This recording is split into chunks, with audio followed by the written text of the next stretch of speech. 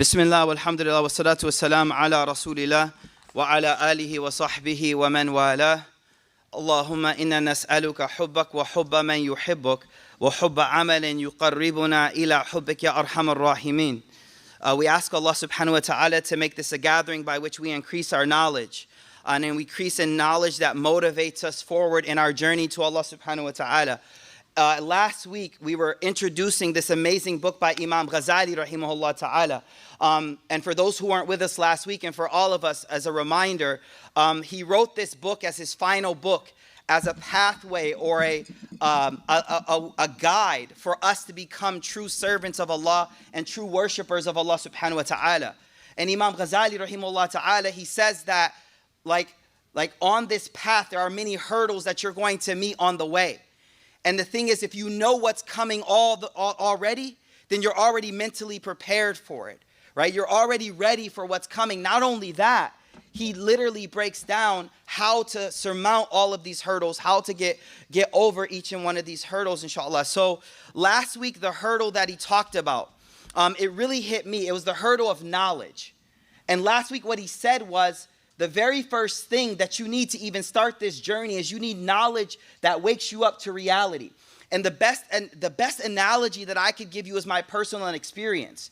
It's like the moment that I found out about this deen, Islam, the moment that I found out about, angels writing good deeds and bad deeds, the moment I found out that this prophet came with this message, then it was like, I want to worship now. I want to do what I need to do to please Allah subhanahu wa ta'ala. And so what he said last week was heavy. He said that when knowledge comes within you, then that's the first step. You'll find within yourself this desire to want to act upon that, right? And so one thing I'll say is, as you grow in your level, as you become, more, woke to these realities, then things change for you.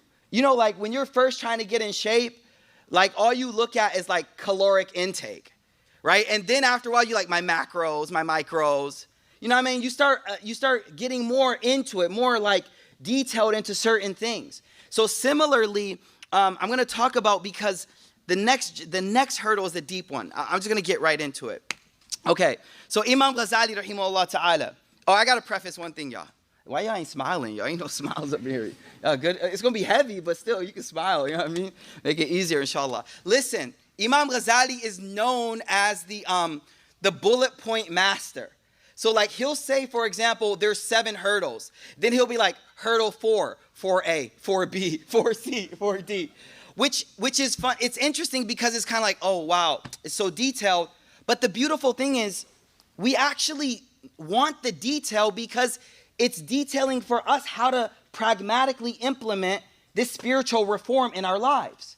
And so I want us to appreciate the detail and also just make dua for the scholars of our ummah, right? Going back to our mother Aisha radiallahu anha and all of the Sahaba and all of the scholars who left us 900 years ago, this amazing text for us today to reflect upon on how are we going to get back home.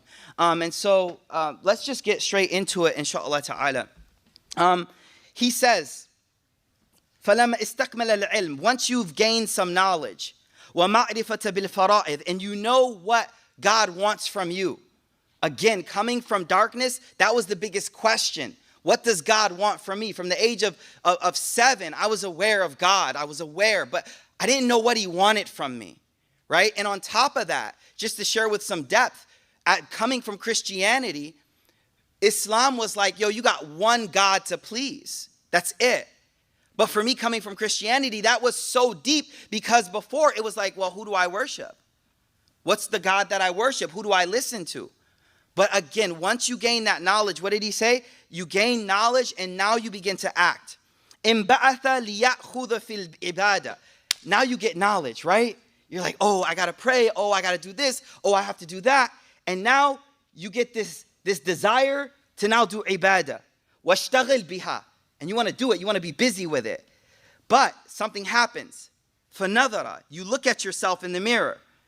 فَإِذَا هُوَ صَاحِبُ الْجِنَايَاتِ. You look and you're like, oh my God, I got so many sins. I got so many sins. And he says, وَهَذَا حَالْ أَكْثَرَ مِنَ النَّاسِ. This is almost everyone's situation. You're ready to move forward. And this is where shaitan really gets us. Because he lets us focus on the sins to a point where they stop us from having the desire to move forward. That we're not worthy of this journey. This journey is for the elite. Who are you?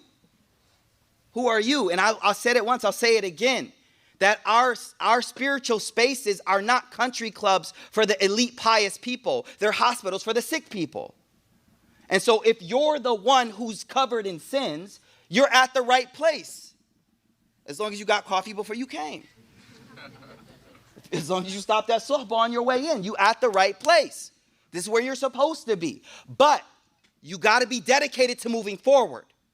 You can't become complacent, because this deen isn't about complacency when it comes to your spiritual progress. Because I want to see y'all and myself at the highest levels of Jannah. Like, Haytham, how you get there, Habibi? Like, I was dropping the halaqah, but you up there? No complacency in spiritual progression. Complacency in other things. I'm going to start naming them, right?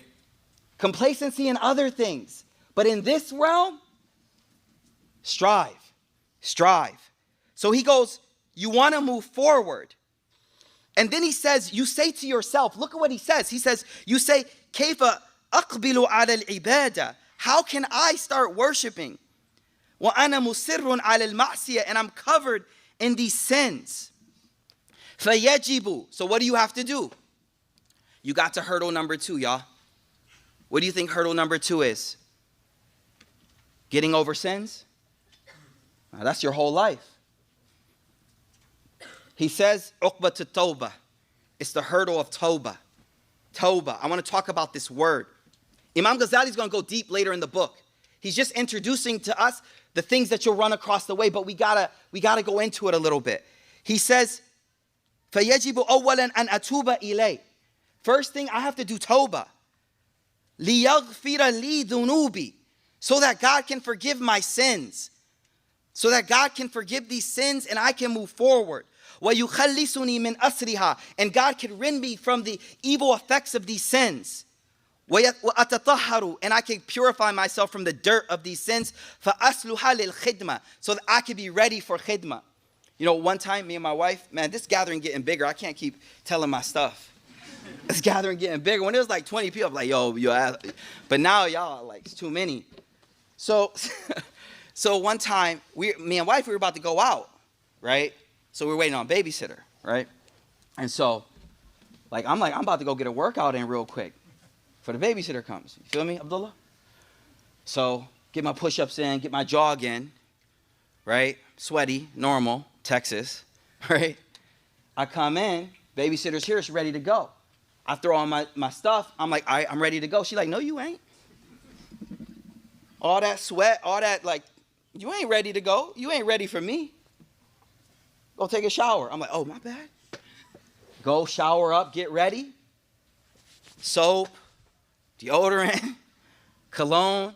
She like, all right, now you ready. Now you ready. One of my teachers, he used to say, someone asked him, which is better, salat ala nabi or istighfar? You know, Allahumma salli ala Muhammad or istighfar? He said, no, you don't get it. Istighfar is your soap. Salat ala nabi is your itr. It's your perfume. Some of y'all just be putting itr on top of stank.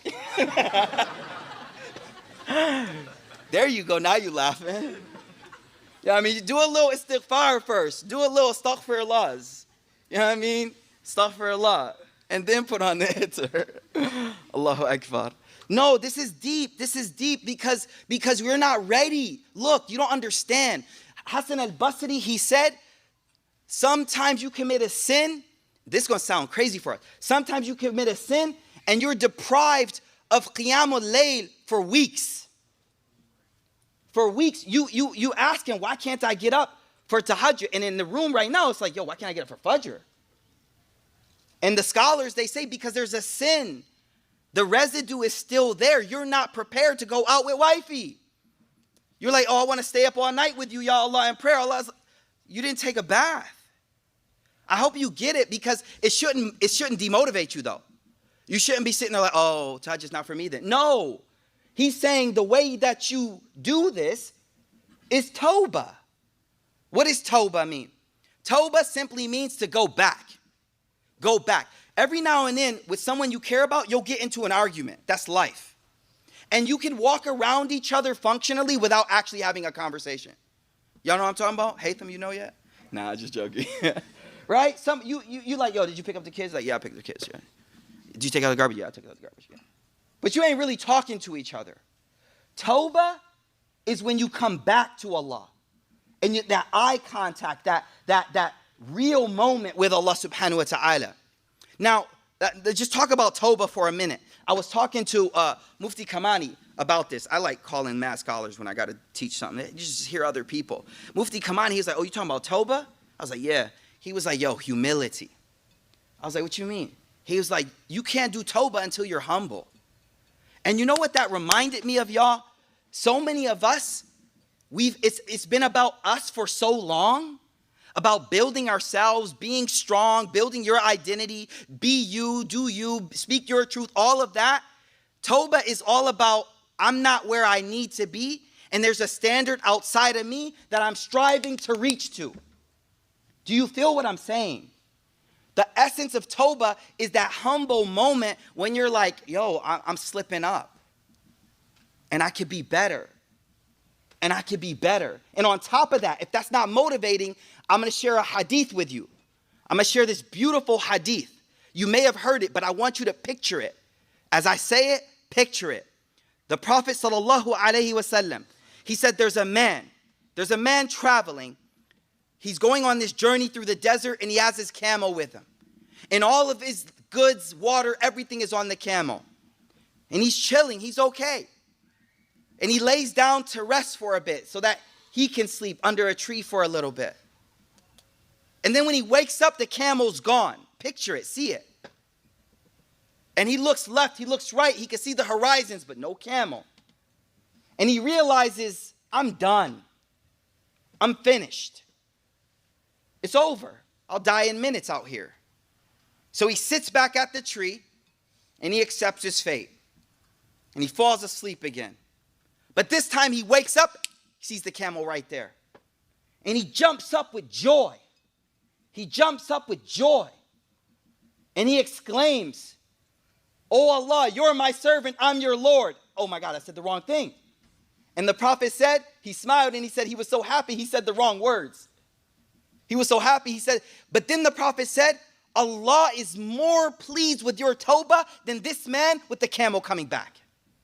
What I'm trying to tell you is it's his love language. It's his love language. Most people, you know, I call up my boy, I'm like, yo, I'm sorry. He's like, yeah, whatever, man, you know, whatever, right? Allah is like, you sorry? I love you more. I love you more. I love you more. And this is why. Now are you ready? This is why the Prophet ﷺ said these words. Ya ayyuhan nas istaghfirullah wa atubu ilayh.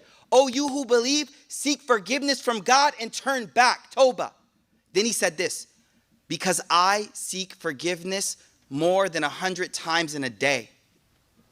Low key, don't even reveal yourself how many times you say astaghfirullah today. Prophet ﷺ said, I did it more than 100 today. But it goes to show you something. For us, if right now, if I was like, astaghfirullah, y'all be like, what's up? What happened? What you do, Shaykh? And the Prophet's like, no. Astaghfirullah is a constant state of constantly turning back. This is what we have to understand about istighfar. It's not about a moment. It's about a state of constantly reconnecting with Allah subhanahu wa ta'ala. So you can't do that until you're humble. And you stop being the God that needs to be worshipped. It's not about you. It's not, Jannah's about you. But right now, you're trying to push yourself to live according to what the Prophet wants. I'm going to go deeper here. Hold up.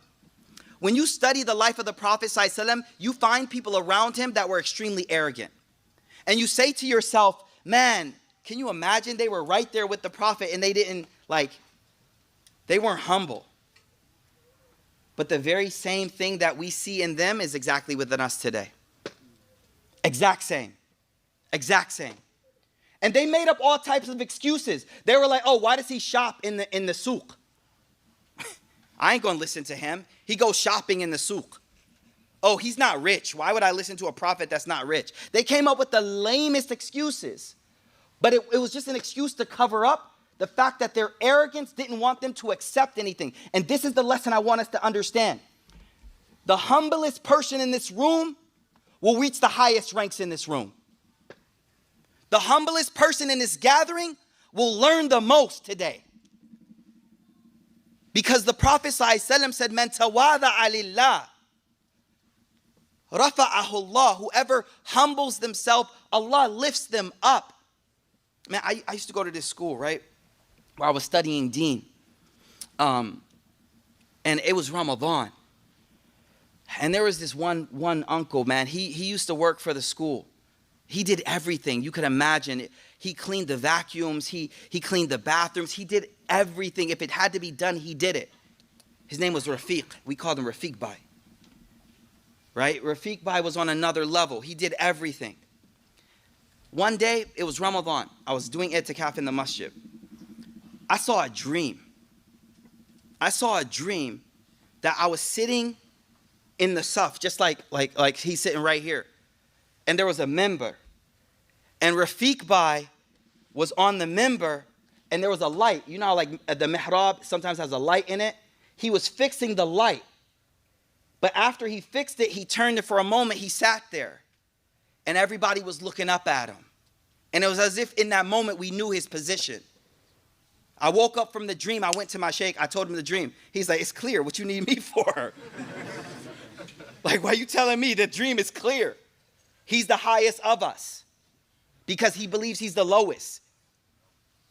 The reason why converts excel is because they think, I don't know nothing. And the reason why we don't learn anything is we come in with a cup full. What you gonna put in it? So you gotta humble yourself in order to learn, and you gotta humble yourself in order to pass this next hurdle, which is the hurdle of Tawbah. And I know it's hard. I know it's hard. You know why it's hard? Because people have told you too many times you're not enough. People around you have told you too many times you're not smart enough, you're not this enough, you're not that enough, you're not this enough. And I'm telling you every night to turn to Allah and say I'm not enough, but I'm telling you from a different way. He loves you though, as you are. He loves you as you are. So the beginning of this journey, brothers and sisters, is Tawbah. And Tawbah, which is constant turning back to Allah. And as I was saying before, real quick, hear me out. Like, why was the Prophet ﷺ saying astaghfirullah like 100 times a day? Like, what was he doing? What was he? And this is why I was telling you about the macros versus just caloric intake. Like, as you start to excel, you start to tweak your game. When I first started running, we was just trying to get time in, like distance. Oh, I ran for a 5K for the first time in my life. Then all of a sudden, my man here, he's like, how's your cadence? I was like, cadence? Yeah, like your steps per thing. Like, I'm like, I'm trying to just run the race. And so a lot of us in this room, we're like, yo, oh, how's your tasbihat? How's your qiyam al-layl? You in here like, bro, I'm trying to get the fard in. And that's okay.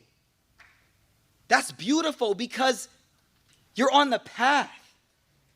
One time, what's her name? I forgot her name. One of the sisters in Run Club, man, she said, she hit me, this stuck with me forever.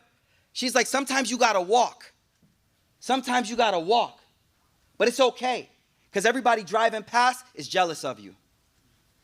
Now y'all don't get it. Y'all don't get it. It ain't hit you. Sometimes you running, right? And you get tired, so you walk. And you feel bad that I gotta walk. She's like, nah, don't worry. You're walking. Everybody else is driving. They're like, man, I wish I could get my steps. I wish I could walk. Wish I could exercise. She's like, nah, don't worry. Look where you're at. So if you're struggling with just the fard, like, yo, I'm just trying to get fajr. I'm just trying. That's okay. Just never stop moving forward. Don't become complacent and never justify. Because once you justify, you're never going to say sorry. We're never going to say sorry if you justify. So this is what he's saying here is beautiful. So, subhanAllah. So what is he saying? He's saying sins hold you back. Sins hold you back. So you have to clean that. فَيَحْتَاجُ لَا مَحَالَ. He's like, but you got to cross this valley, yo. You got to cross this hurdle. You got to get over this hurdle. لِيَسِلُوا إِلَى مَا هُوَ الْمَقْصُودِ مِنْهَا. So that you can get to the purpose. Everyone actually has to go through this hurdle. Because there's an objective of it. Here we go. Yo, I love this halaqah. Listen. There's a hadith where the Prophet ﷺ said, if all of you were to become to the point where you commit no sins, Allah would destroy you and create a creation that sinned so that they could beg for forgiveness and He forgive them. There is an objective in the sin that you committed. Now, I'm not justifying. Don't walk out of this room like, oh, God's trying to teach me a lesson. Let me go do whatever. But no, after the sin has happened, hear me out. After the sin has happened and you do tawbah, you can't beat yourself up. Why? Because through that whole relationship, there was something God was teaching you. And that's why Ibn Ata'illah al-Askandari, he says something deep. You've heard it before. He says, sometimes good deeds destroy you, and sometimes bad deeds bring you to the doors of Jannah. What? I'll say it again. And I need some Southern Baptist Church vibes for this. Can I tell y'all something funny? Bashir, you want to hear something funny? So I was coming a little late through the driveway. Don't let me forget what I was talking about. I was coming through the driveway, and the guy was stopping. Like, he has to stop people from coming in. Now, Bashir, my Spanish is horrible. I don't know nothing, right? I took French. Right? I'm from Buffalo, so Canada right there. I took French, right? So I got to get in, though. He's got to let me in. I got parking back here. But he's like, no. And I'm like, look at me. He's like, they all look the same. And I'm like, look at my wife. He's like, no, they all look the same. So I said, padre, right? My wife is like, Stafa padre, like the priest. So he moved it, but he started cracking up laughing. Like, bro, you ain't no priest, bro. I get what you're trying to tell me. All right, I don't know why I shared that, but subhanAllah. I forgot my train of thought, yo. I was saying, like, the purpose of the sin. I was saying that sometimes a sin takes you to another level, right? And I'm not saying you justify the sin. What I'm saying is, after the fact, when you do that sincere tawbah, you humble yourself so much that you reach the pleasure of God. But sometimes the righteous deed, you so proud of it, you prayed tahajjud last night. And you talking to someone say, man, I miss Fajr. You're like, right? Fajr? Right? Done. Horrible. Might as well slept through Fajr. Might as well not pray tahajjud. Because you missed the purpose of it. You missed what it was all about. So what he's trying to say right here, he's trying to say that you have to pass this hurdle. Not the hurdle of sins, the hurdle of tawbah. Sins never stop. But we never stop turning back. Sins never stop, y'all. As long as you breathing. Can I tell you a story? Not like some driveway, some real stuff. Ahmed bin Hanbal was on his deathbed. On his deathbed. And all of his sons and close people are all around him. And they're saying, La ilaha illallah. La ilaha illallah. Like, say it. But he's like, la, ba'du, la. He's like, no. So when he came to his senses, they said, yeah, Shaykh, like, we were saying, say la ilaha illallah, but you kept saying la. And he was like, no, I didn't even hear y'all. Shaitan was telling me that I made it finally. That I'm a friend of God, I made it. And I was like, nope, not yet. Nope, not yet. Nope, not yet. What I'm trying to tell you is sins aren't going to stop. But the same way Shaitan makes it his job to make you trip up, you make it your job to go back home. That's it. That's the key. That's the key. Every night. And don't judge anyone. Because you don't know how much that person cries at night for the sin. That's all I can say to you. Do not judge. Because you have no idea how much they cry at night for that sin. and you don't know how you're going to end up. You don't know how you're going to end up. And everything is based on that last moment. So what does he say? He says, فَأَخَذَ فِي ذَلِكَ بِإِقَامَةِ التَّوْبَةِ. He's like, so what you have to do is do iqama. Real quick, Arabic, right? Iqama. We use that same word for prayer. So the same way you establish prayer, establish tawbah. So what are we going to do tonight? Astaghfirullah. On your way back home, astaghfirullah, astaghfirullah, astaghfirullah, astaghfirullah, astaghfirullah. There's a hadith I love. Rasul sallallahu alaihi wasallam, he said, Tuba, Tuba, Tuba, glad tidings. Liman wajida fi sahifatihi istighfaran kathira. Glad tidings to the one who finds a lot of astaghfirullah in their scrolls on the day of judgment. Not sins, who cares? You kept coming home. You kept coming back. Allahu Akbar. So the word iqama here, what does it mean, y'all? Establish it. It's not a one-time thing. So every night, man, before you go to sleep, astaghfirullah, fall asleep with that on your tongue. Astaghfirullah, astaghfirullah. But then he goes, but you got to do it the right way. There's conditions to it. There's a way to do tawbah. And he's going to talk about that later in the book. So he brings us to the third hurdle. Third hurdle. By the way, each one of these, he's going in way more depth. He's just introducing them. فَلَمَّا حَصَلَتْ لَهُ التَّوْبَةِ. Once you've gotten true tawbah, وَفَرَغَ, and now you've passed this hurdle. Don't get too happy, right? Not yet. حَنَّ إِلَى الْعِبَادَةِ. Now you've done tawbah, you're ready. You're like, yo, I'm ready to worship. I'm ready to do qiyamul layl. All of this, I'm ready. لِيَأْخُذَ فِيهَا فَنَظَرَ. And all of a sudden, you look around. فَإِذَا حَوْلَهُ أَوَائِقْ. Around you, you are surrounded by what he uses, awa'iq, which means hindrances. Hindrances. Now remember, I told you Ghazali is the king of bullet points. So hurdle number 3 has 4 of them, all right, y'all? All right? But it's beautiful. Look what he says. He says, each one of them is enough to stop you. But I'm going to teach you how to cross them. He's like, so I thought about them. And there's 4 of them. What are they? Y'all ready? A dunya. This dunya. This dunya. We got to talk about what is the dunya. Like, a lot of people come in these gatherings and we use these terms, right? Dunya. What is dunya? Dunya is everything of this world that isn't connected to Allah. Everything in this world that you could love and the love of it fill your heart that isn't connected to Allah. It's dani. It's the thing that's close to you. We'll talk about it more. Don't worry. Wal khalq. Number 2 thing that gets in the way, hindrance, is people. The biggest thing when I converted, y'all, was the people. I told y'all last week, yo, Mike's wearing a dress now. People. People. And you know what? Are you someone who's deeply affected by what people think about you? I am. But you know who else was? Our Prophet ﷺ. Our Prophet I'm not about to tell you, oh, don't worry. I'm about to tell you it's hard. You're going to struggle with this. And eventually you'll reach a point in life where you're like, I'm good. I know myself. I'm good in my skin. But the Prophet ﷺ, can I tell you a story? He came down from the mountain after Gabriel hugged him. You know the story.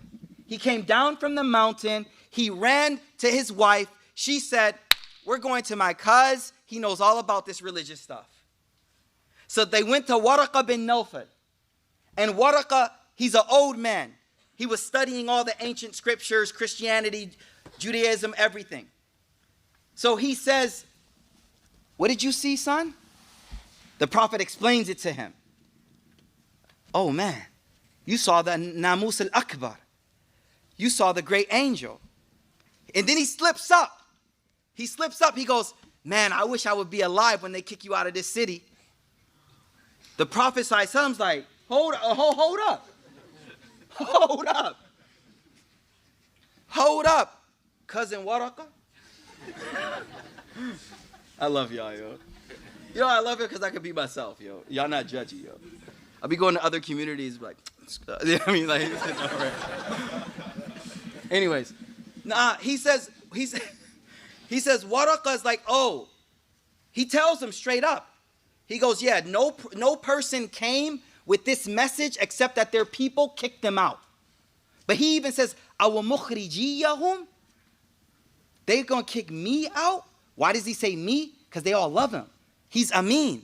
He's a trustworthy. He built this stellar reputation. But what I'm trying to tell you is if you're someone who's impacted by what people think about it, you're not alone. That's exactly how the Prophet felt. But he struggled and got over that slowly. Slowly.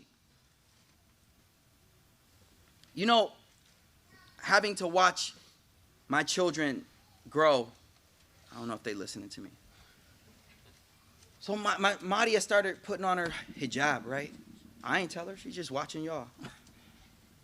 And I realized what that does, you know, when it's done out of one's volition. Like you choose, I'm gonna walk in the room and be different. And all I can say is where my brother's at, yo. Imam Zayd Shakir, he says the minimum that a Muslim in America should wear, dress code wise, you don't need a thobe. He said you should rock a kufi though. I ain't trying to judge you. I ain't judging nobody, right? Sometimes I don't wear mine. All right, chill. I'm just saying I think it's important for us to recognize the sisters that's holding this deen on their back, yo. Are we not going to give them props for that? Are we not going to be like, you're repping when no one else is? When you could be like, ¿Cómo estás? Yeah, some of us. So takbir for the sisters, man. Takbir.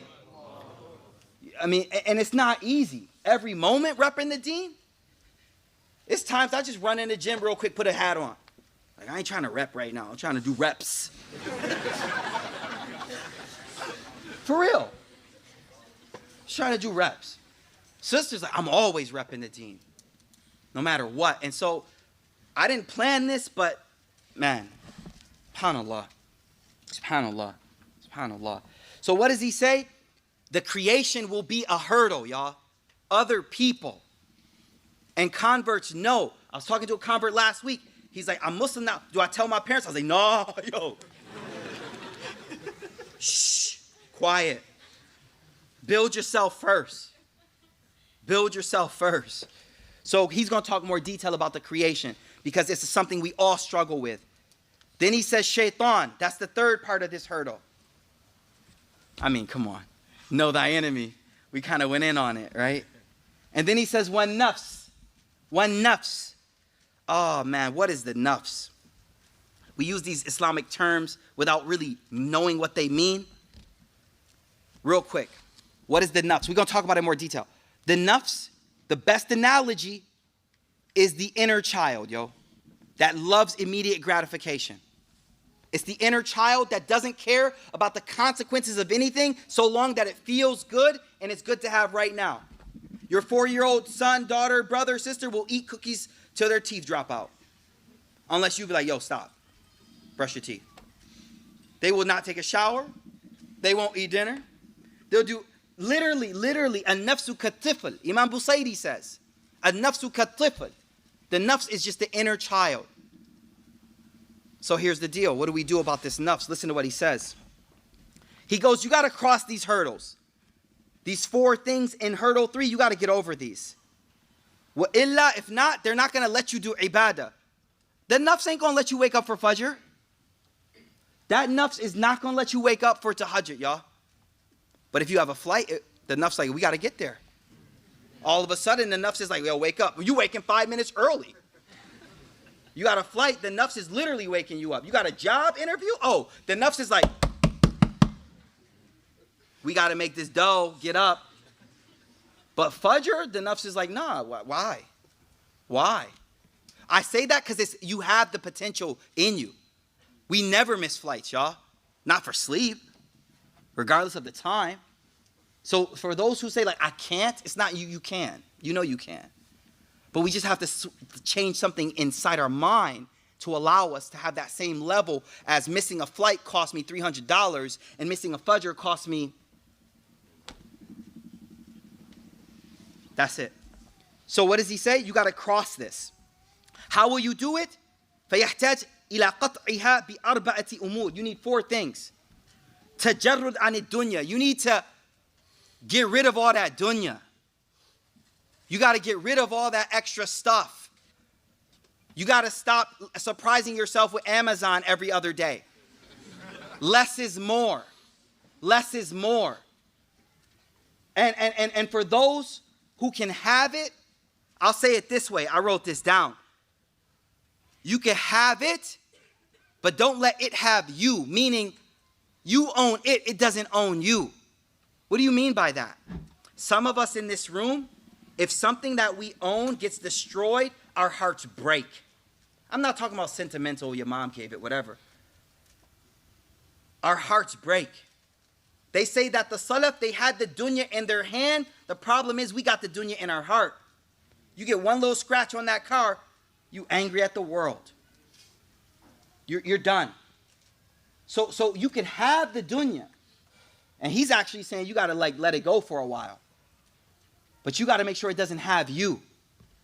And the way you could tell, you got to try this, yo. I'm only sharing this as I want someone, I think we can learn from it. I know this sheikh, right? He was rocking this scarf, right? This shawl. And it was nice, yo.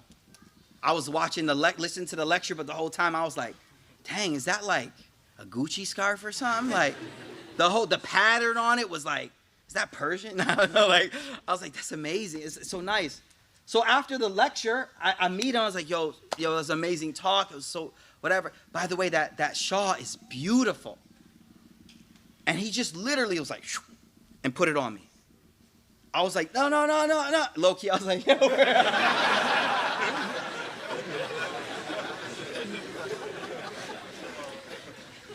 And I asked him, I was like, what, you don't like it? He's like, I love it. I said, you don't like it? He goes, I love it. I was like, I can't. He's like, now you have to. You have to now. I'm fighting my love for it. I got the shawl till today. If one of y'all see it on me, you better not say nothing. MashaAllah. No, that's because he said, I love it. He said, no, I love it. Meaning, I do like it, but I can't let it take over my heart. Another shawl will come. I'm putting it forward to Jannah. I do love it. That's why I'm going to give it to you in the path of God. How many more shawl he's got because of that? Allah knows best. وَالْمُحَارَبَ مَعَ الشَّيْطَانِ. You have to fight shaitan. Alhamdulillah, we have a whole series on that. وَالْمُضَادَةُ النَّفْسِ. And then he says, then you have to go against the nafs. But listen, he goes, y'all ready? فَأَمَّا النَّفْسِ فَأَشَدَّهَا. The nafs is the hardest one. Why? He says it's the hardest because it's in you. It is you. And he says that the Prophet taught us that you need to take care of yourself to go on this journey. So you can't just destroy yourself. Let me give an example. The nafs is that appetite where at 10 p.m. you go open the fridge and you just look at stuff. Yup, you just be looking at stuff. Like, did wifey leave any chicken for me? Right? You're not hungry. You could go to sleep easily. But you just kind of like, the nafs is just like, let's just check the fridge. That's the nafs, right? Now listen, let's go deep a little bit here. Imam Ghazali says, why did God put that in us? Because if a child was patient and it didn't cry when it needed food, it would die. It would die like, yo, you need food? It's like, no, I'm good. Done. So Imam Ghazali says these desires that God put in us, they keep us alive. But I'll never forget something that my dad said to me when I was young. And it always hit me wrong. And then when I became Muslim, I learned the complete opposite. And may Allah guide him to Islam. He said, I used to eat very fast. I don't eat fast no more, alhamdulillah. Right? I used to eat very fast as a kid, like most teenagers. So my dad was like a Renaissance man, you know, whatever. So he said to me one day, he said, son, stop.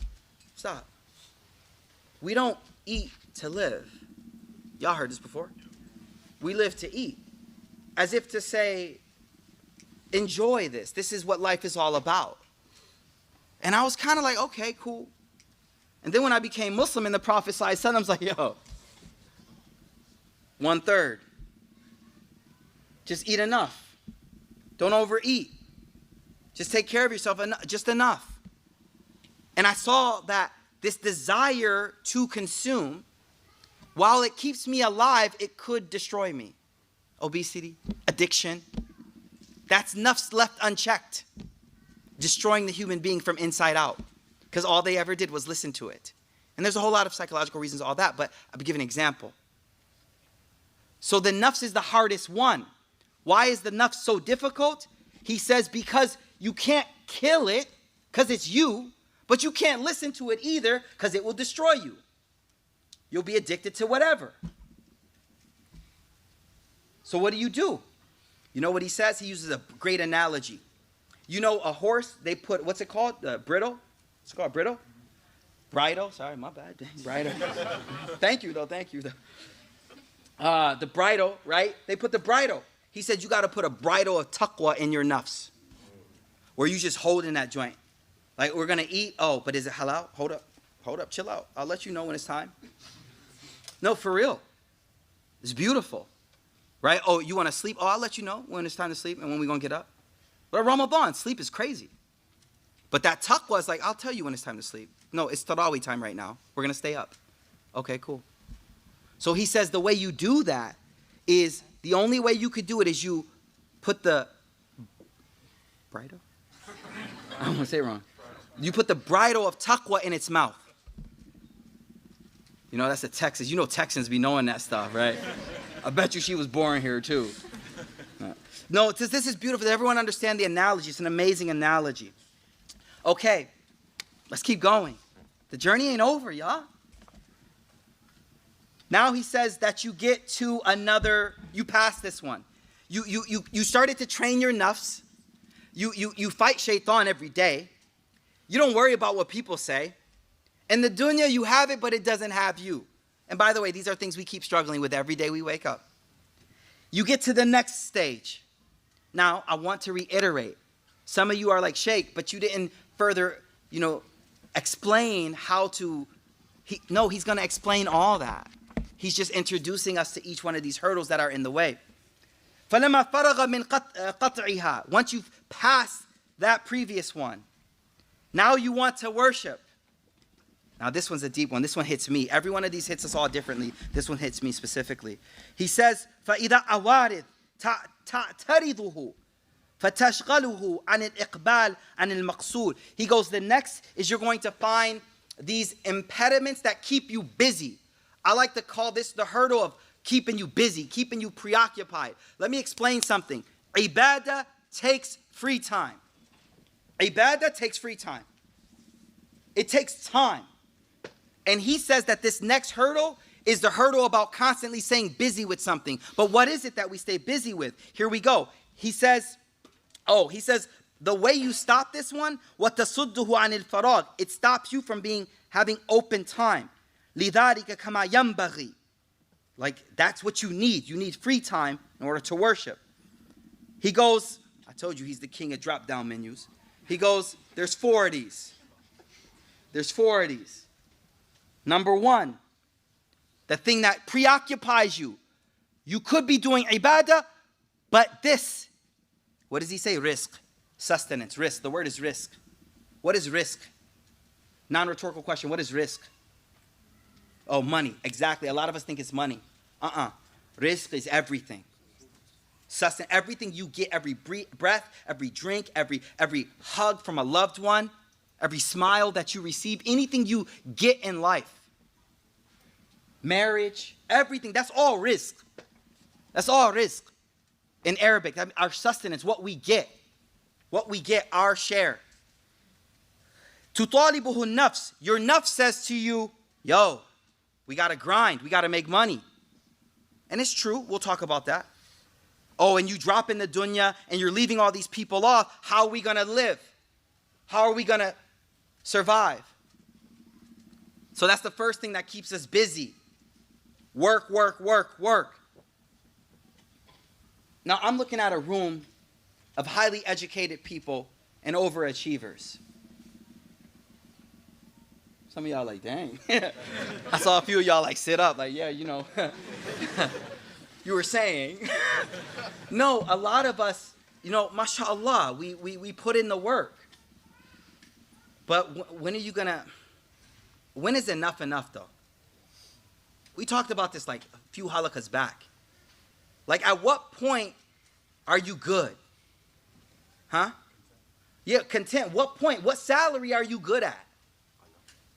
Qana'a and contentment. What salary? Where? At what point?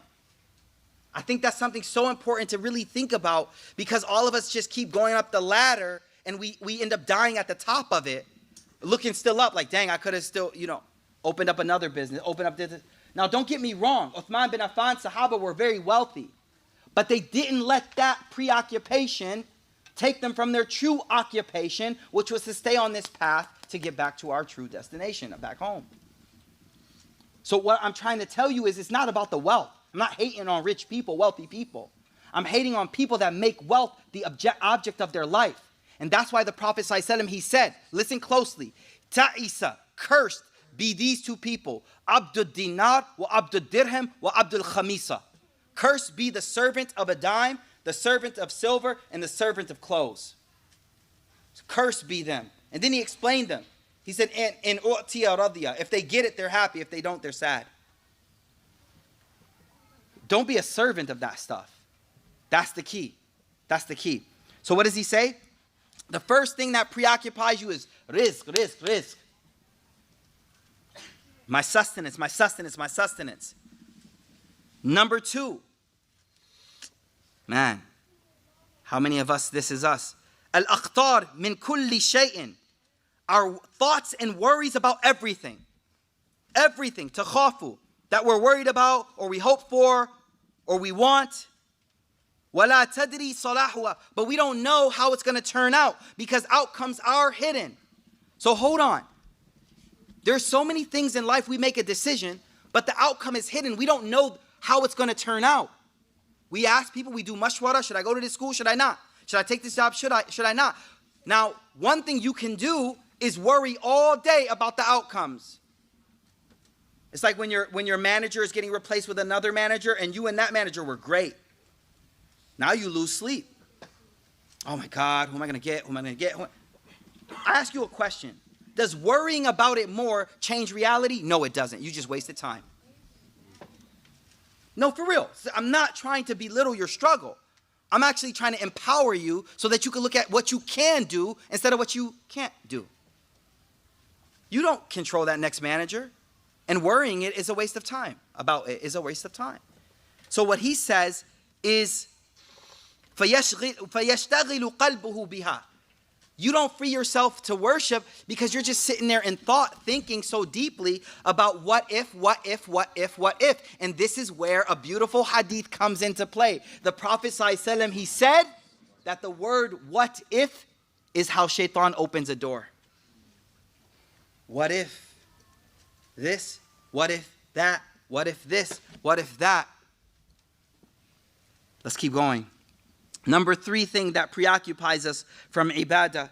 Is it Maghrib time? Huh? 2 minutes? Okay. Shada'id wal masa'ib. Hardships, calamities. Hardships and calamities. When the calamities come, it's hard to worship. So what are you going to do in that moment? He'll tell us. And last but not least, he says, Anwa'ul qada. Our destiny, our fate, things that are written for us, the good and the bad. Whenever something bad happens, the nafs is upset. The nafs just gets totally thrown off. And when you're mad at God. You got a flat tire, you're upset with God. Oh my God, I was supposed to be here, The opposite quality is ridha, contentment. So what does he say? We're going to conclude in a minute. He goes, so guess what? You're going to need 4 things to get over these 4 specific problems. Number 1, you ready? To get over the problem of worrying about risk, you have to have what's called tawakkul, complete trust. It's written, y'all. It's good. You're good. Number 2, worry about outcomes. I'm going to introduce you to a word that will change your life if you act on it. You ready? Tafweed, in Arabic, it's called tafweed. Yaqub, he said, وَأُفَوِّضُ أَمْرِي إِلَى اللَّهِ. Fawwidu, the best translation, I'll tell y'all, is let go, let God. How do Christians say it? No, for real, let go. Complete, tafweed is like, I let go completely. I put it in the application, I ain't even worried. You meet somebody, they're like, oh, you're not worried, are you going to get the job? You're like, yeah. But does that mean you slacked, you didn't do your job? No, you did everything. You did everything. I don't got control right now. Qalam applications closed now. What can I do? Tafweed is a heavy thing because you don't realize. Some of y'all in this room, I want you right now, please, let's do this exercise together. I want you to think about that thing that is that what if that's troubling you the most right now. That it could go one of two ways. Think about it. Don't look at me. Think about it. Think about it. You got it? Once you got it, I want you to think about that thing. It could go this way. It could go that way. It might go this way. And right now, I just want you to be just in your mind, just say, just let it go. Ya Allah, it's up to you. Say that to yourself. It's up to Allah. I'm good. If you do it correctly, you'll just see this weight lift, y'all. Just in that moment, just let go of it. If you do it right, the weight will lift. And that's what the deen gives you. That ease, that comfort. Yuridullahu bikumul yusra. Allah wants ease for you and not difficulty. He's like, I got you. I got you. But you're like, no, I could do it. I got you. No, I could do it. He's like, I got you. I always had you. I always will have you. Allahu Akbar. What about the difficulties, the calamities? How do we get past that? Well, you know. Sabr. Sabr. Patience. And what about our destiny, the changes, the good and the bad? Rida. It's a concept, it means contentment. Build contentment, I'm good either way. It's easier said than done. But the next time, you know when I like to do it the most? Y'all ready? Like when you stub your toe. So I have like this desk in my office. I keep stubbing my toe on this joint, right? But that's my rida table. Because whenever I stub my toe on it, I'm like, alhamdulillah. There's something Allah wanted from me for that. It happens all the time. I was walking out the door, you know the thobes, like, why is the pocket right at the doorknob level? The brother's like, yeah, I feel you, habibi. The next time you walk in it, you just, Rida, what are you going to do now? Alhamdulillah, ya Allah. Maybe this thobe was making me a little arrogant. For real, maybe there was something this was doing to my nafs. Take this off, let me put something else on right now. Rida, contentment with however it comes. Does it make you lazy? No, you keep striving to do whatever. But once you hit something, and Allah's like, stop. You're like, okay, what can I do? Nothing else I could do. I'm going to fix that tire with a smile on my face. That's it. So, falamma, oh man. I think we got to kind of wrap it up here, y'all. It's so beautiful though, right? Allahu Akbar. Nah, yo, I'm doing it. So listen, look at what he says next. فَلَمَّا فَرَغَ مِنْ قَطْعِهَا. Now you got past these things that busy you, right? You got past these things that busy you. Then you get to the next thing. Guess what? So remember, you learned what you needed to do. You did tawbah. Now you got past your nafs. You're dealing with nafs, shaitan. You pushed all that away, right? Then you cleared your mind. You're like, no, this is ibadah time. I'm not worried about nothing. He goes, guess what you get hit with? He says you get hit with being lazy. Fatiratun kasla. You don't feel like it. And I really like this one because of our time. He goes, wala tanshatu. You don't have the vigor to do it. Wala tanba'ith ila khair. You don't feel like being pushed to do good like you should. وَإِنَّمَا مَيْلُهَا. But you always want to chill and relax and do nothing. Man, I was reading this and I was like, man, how many of us, we get in that spiritual rut where we just sit there and we don't feel like doing anything, y'all. And the longer it goes, the worse you feel. You're like, I don't feel like doing anything. The moment that hits, I go run, yo. something, get up, move. Move around, do something. Don't let that stay on you. But what does he say? Hold on. Let's listen to him, not me. Bel ila sharrin. He goes, not even just chilling. The chilling, doing nothing, actually leads to evil. At first, you were just chilling, doing nothing. But that eventually led to you being where you're not supposed to be. To further sins. Subhanallah.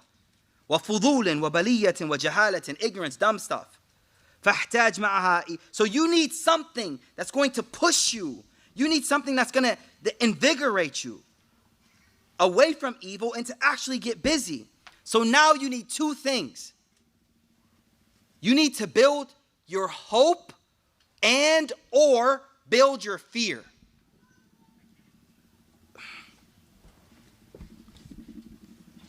Like I'm trying to keep my Quran tight. I memorized the Quran, alhamdulillah. But to keep the Quran is a journey, yo. You gotta like read all the time. Sometimes you don't feel like doing it. But you know what I think about? What if I lost all of it? I'm like, nah, yo, let's go. I'll call my man up. Yo, you coming over? Yo, we about to read. For real. That fear. That fear. That fear. But some of us in this room, hold up. Some of y'all are carrot people. Come on, y'all know. Y'all like, yo, don't threaten me, please. You're like, just tell me what I can strive to become. And that's where it's like, what if I knew the whole Quran and I didn't even have to pick up the Mus'haf? I'm like, oh, I could become that. And now all of a sudden I'm like, yo, here we go. Yo, remember? But so fear and hope. But you got to tap into you. You got to tap in what motivates you. So he says you need fear and hope. He goes, فَالرِّجَاءُ مِنْ عَظِيمِ الثَّوَابِ. You got to hope in the reward that God has promised you. And you got to remind yourself with fear about the punishment that God has told you about. مِنْ عَلِيمِ عِقَابِ اللَّهِ عَزَّ وَجَلَ. You got to think about what Allah has warned us of in the hereafter, in this life. فَهَذِي الْعُقْبَةِ الْبَوَائِثِ. This is the hurdle of incentives, the thing that pushes you. Some of us, we feel lazy. I don't feel like it. I'm free. I just don't feel like getting up and praying or reading Quran. None of the previous hurdles, they're all past. There's only one thing. I feel lazy. I don't feel like doing it. But what do? He's like, hope and fear. You need to tap into those things. And you need to connect your hopes and fears to that actions to motivate you. We got one more hurdle he's going to talk about that we'll do next week, inshallah ta'ala. Inshallah ta'ala. Alhamdulillah. Alhamdulillah. This is a blessed gathering, mashallah. May Allah subhanahu wa ta'ala reward everyone. May Allah give us the ability to follow what we have heard. May Allah give us the ability to act upon what we have learned. May Allah keep us amongst righteous people. May Allah give us the ability to make that next step, which is tawbah, and to become people of tawbah. May Allah make us people, tawwabun, people are always coming back to Him. Ya Allah, we ask you to accept us, Ya Allah, and forgive us for our shortcomings. Ya Arhamar Rahimin. Subhana rabbika rabbil izzati amma yasifun. Wa salamun ala al-mursaleen. Walhamdulillahi rabbil alamin.